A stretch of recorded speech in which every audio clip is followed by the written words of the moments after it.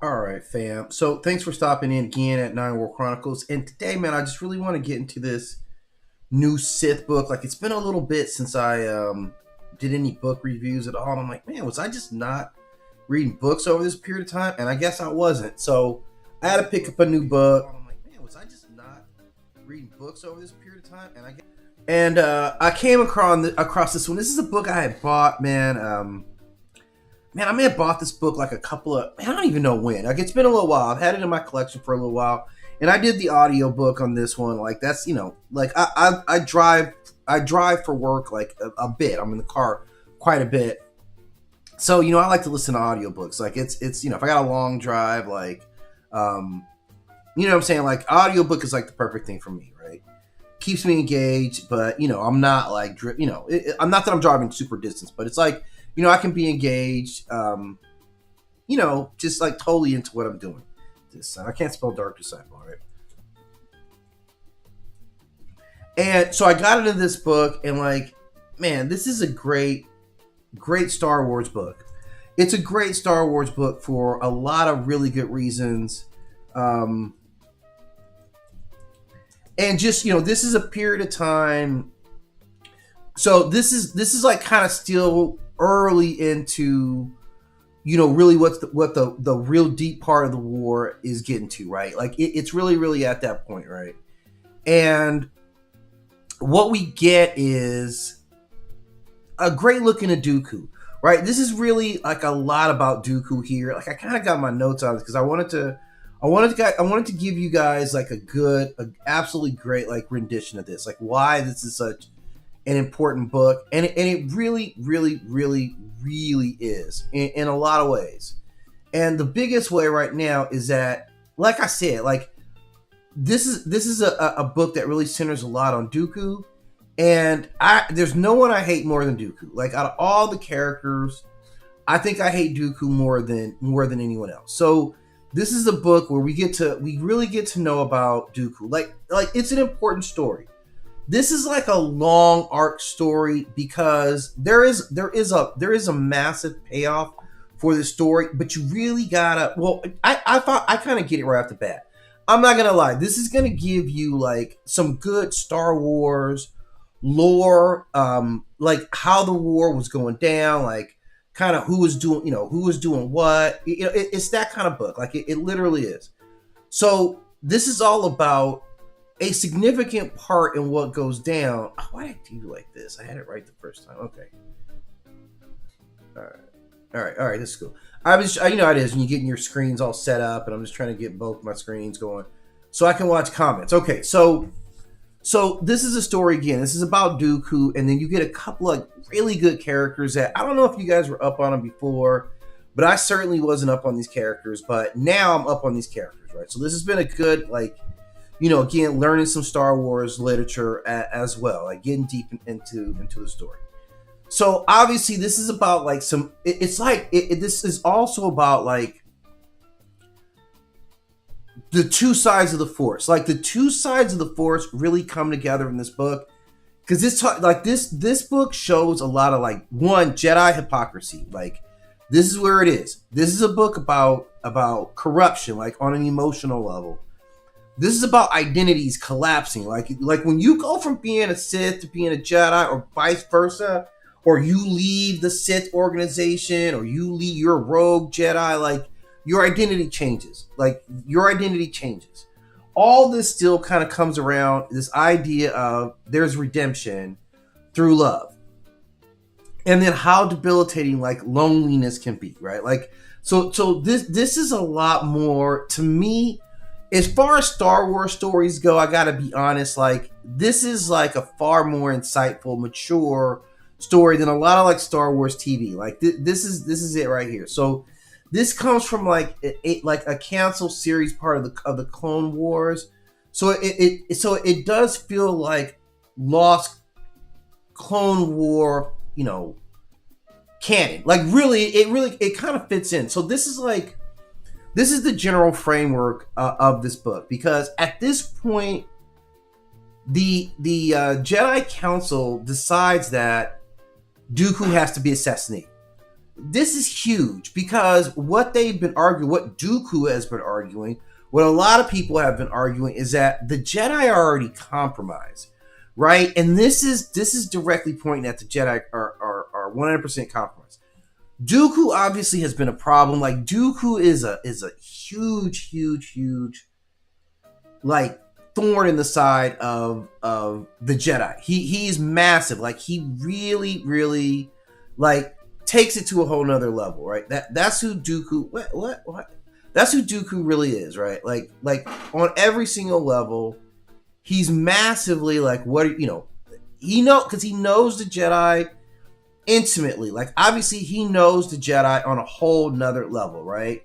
So like when he gets at him,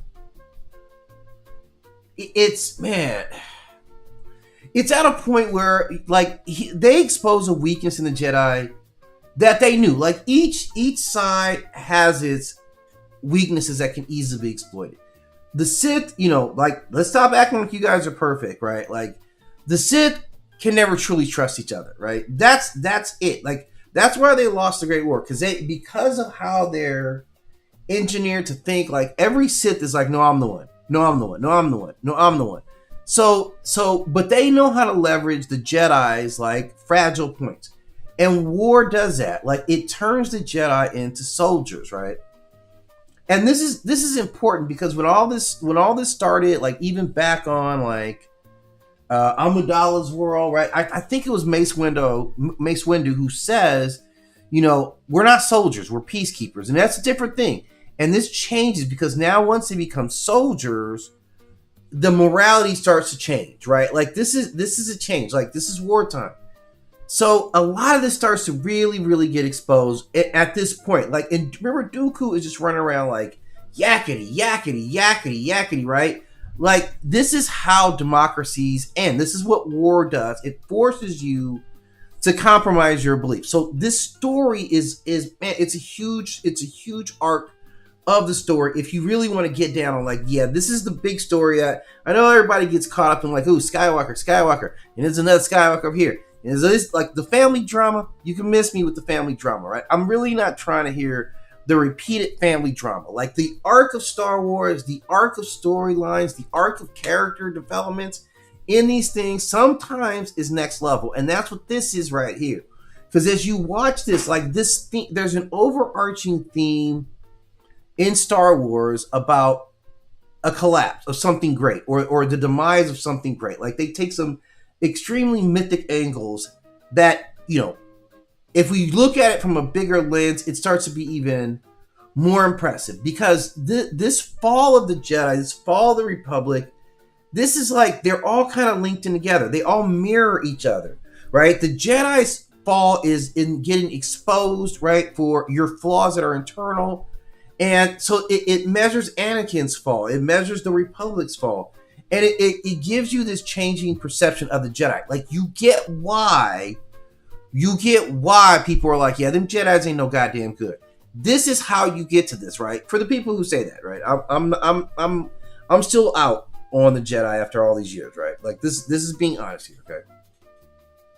So we get in a whole different okay, like if you start in, Luke Skywalker, New Hope, Star Wars, right? Like a lot of us got exposed to. You got a whole different idea of the Jedi, right? Like, yeah, they're small, they're ragtag heroes, like they're fight.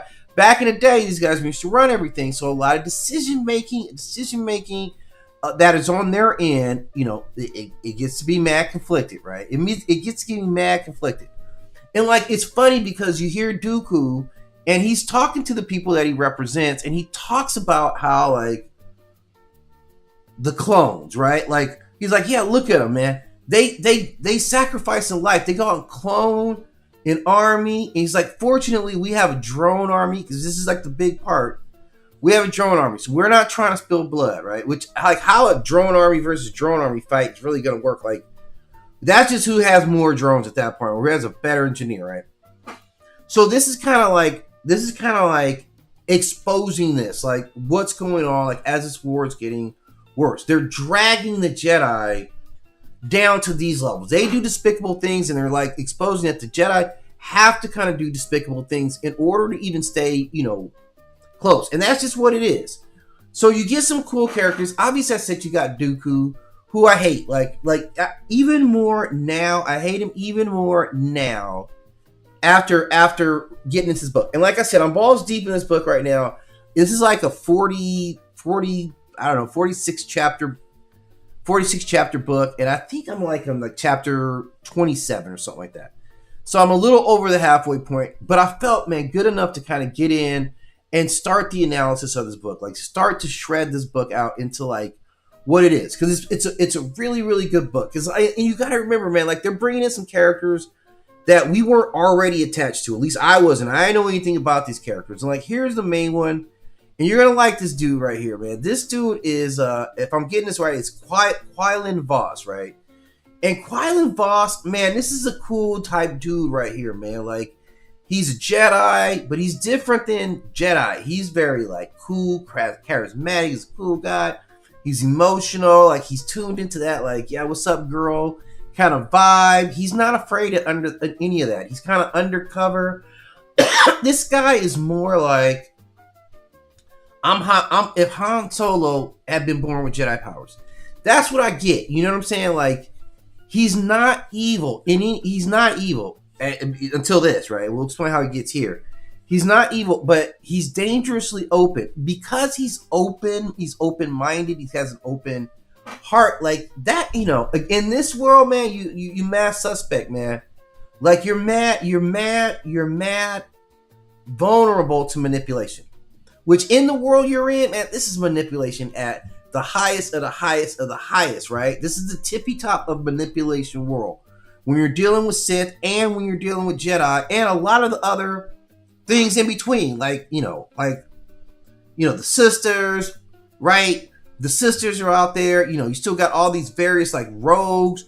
This book brings in Boba Fett and Boba Fett's syndicate. So this is where I'm like, yeah, you're getting some real solid stuff in this book right here, right? So, and with this dude Voss, it's like he's like the Jedi. Like this, it's problematic for the Jedi because he gets to So they bring this character in. I gotta explain how it goes, but I can't go without introducing like this major character here, right? And this character right here, you guys are gonna love this character, man. This is Asajj Ventress. This chick bad, man. Like, here's her role. She was like an apprentice of Dooku, right? She's one of Dooku's apprentices, and she turns on him. She like leaves the Sith, the Sith job detail, Sith Academy. She's like, she's a rogue Sith. So you don't just have rogue Jedi out there, obviously. You have rogue Sith, and this is what she is. She's a rogue Sith. And like, I'm telling you, man, she's like, this is a bad one. So she's been working basically as like a mercenary, just stacking bread. Like, she's cool. Her and Dooku got beef because she has tried to kill. She's part of a group that tried to kill Dooku. So, like she's out there, right? She's bad though. She's not good enough to kill Dooku by herself. So she's steadily been like recruiting, allies, like, a co-assassin. So she's already made one run at him. Obviously didn't go down. Dooku's still here. Her partner is not here anymore. Okay, so that'll tell you how that one goes down. Okay, and you'll get to learn about this a little bit in the book. So these two, and this is where it's kind of hot right here. These two get assigned to work together at the suggestion of Obi-Wan Kenobi, because once they're like, look, we need to kill Dooku. Okay, and they're like, this is how you do it. This assassin has been out there trying to get him all the time, and if she gives him mad pressure, she isn't enough to get there. But if we assign him with Voss, this Jedi, he's kind of on the line. He can venture in there, and like, yeah, so that's the tag team. So they go after this, right? Like, and they're doing training. And what she starts to do is she is teaching him the dark side of the Force. So he's learning. Obviously, having been a Jedi, learning the Force, she starts to open him up to a lot of the dark side aspects of the Force that make him more powerful, because he's learning how to blend both. So he's ascending to a different place, right? Like, that's kind of where it starts to be at, okay? And at this point, like, they also fall in love. Like, he's like a, hey, what's up, girl type of guy. She's really beautiful, or considered to be extremely beautiful. Like, in the book, you're gonna look at her, right? There's no way you're like, it's laughable that when she walks in, you're not like, damn. Right? That's who Ventress is. Ventress is that level, right?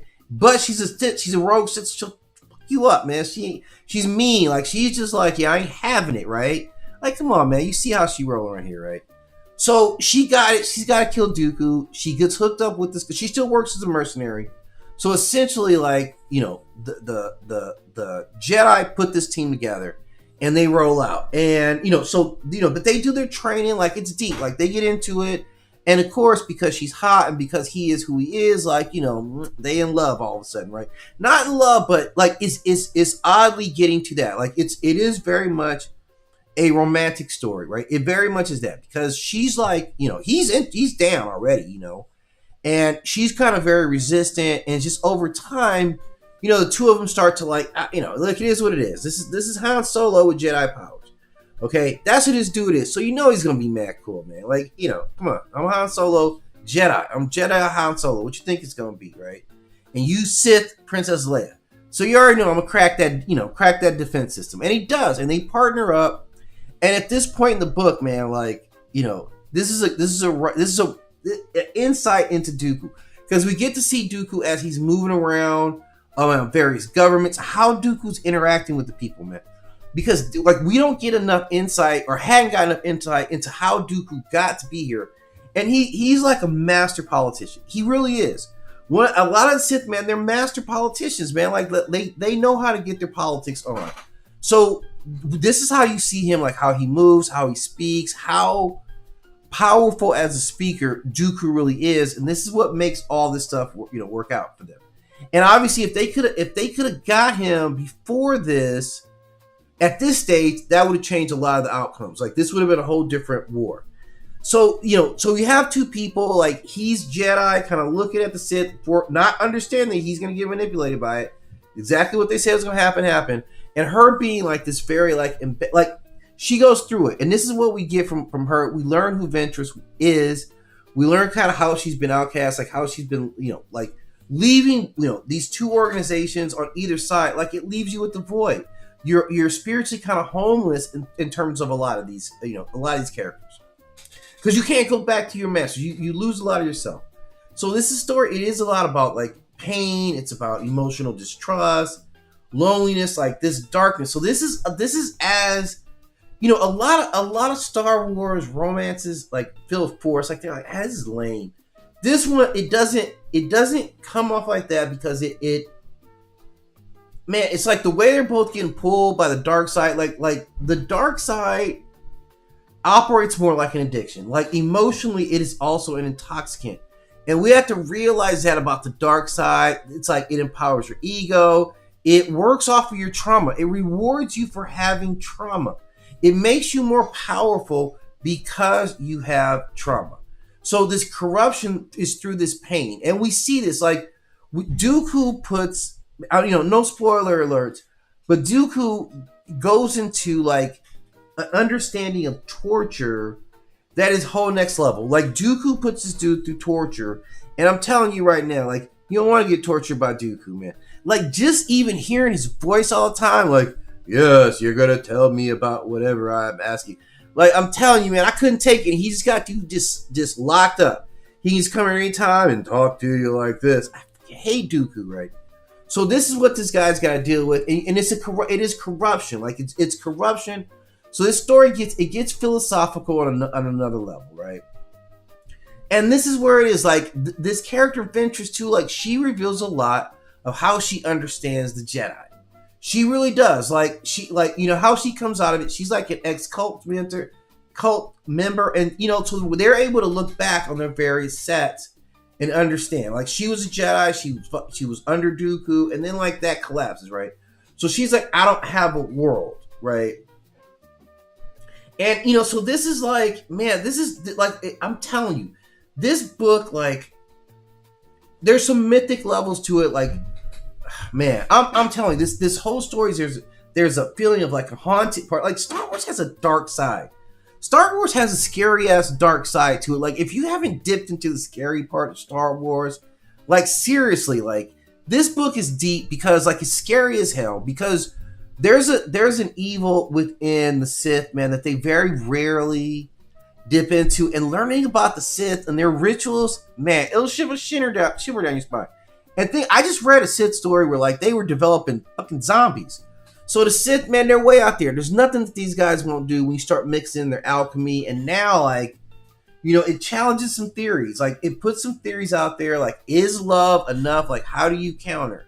And again, but it puts it on an equal footing. Like, if we really put it on an equal footing, the Sith are just leveraging a set of emotions, and love is just another set of emotions.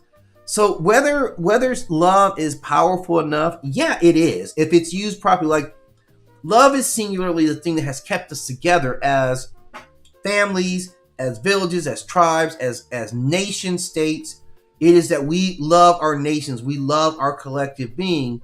So yeah, while hate can be very destructive, it hasn't proven that it's necessarily more powerful than love, right? I mean, and I'm not saying that in a pansy, like, I'm just more like, let's be honest, if we're weighing emotions, give them equal weight. And I think we learn a lot of that when we watch the Green Lanterns and how they handle, in Marvel's Green Lanterns, how they handle emotional energy, which is kind of, it's kind of in the same vein here.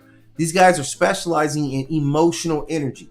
That's really one of the things that it really reveals about the Force, which is how, like, the Jedi don't go to opposite emotions, like where the Sith are like hate, trauma, all these things can give you more power into the dark side of the Force.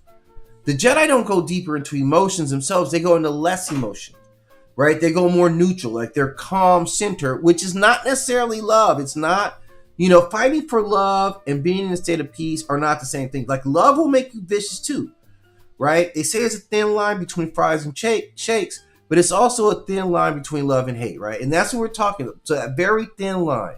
So this book, like I said, I'm halfway through it. I'm into it right now. I don't know how it's gonna come out yet, but damn, like, it's hit me with a boatload right now.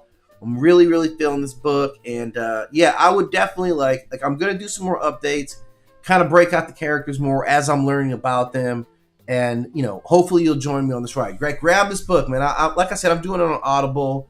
I highly suggest it. Like, the read is good. It just kind of works. Like, yeah, I'm suggesting that you actually check this book out with me, right? So maybe I'll put a link in. So that's what I got going. I just wanted to get in and talk about like this Sith book. It's popping for me, man.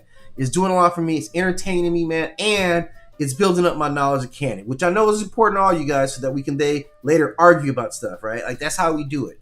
That's how we get down around here in Star Wars. So that's the fandom. I'm adding on to it. Hopefully you guys check it out. Thanks for the like and subscribe. And I'll be back. I don't even know what the next thing I'm talking about. I got some ideas. I just always be forgetting what my ideas are when I'm doing this, because I'm so absorbed in doing this. That's it. This is the focus of it. So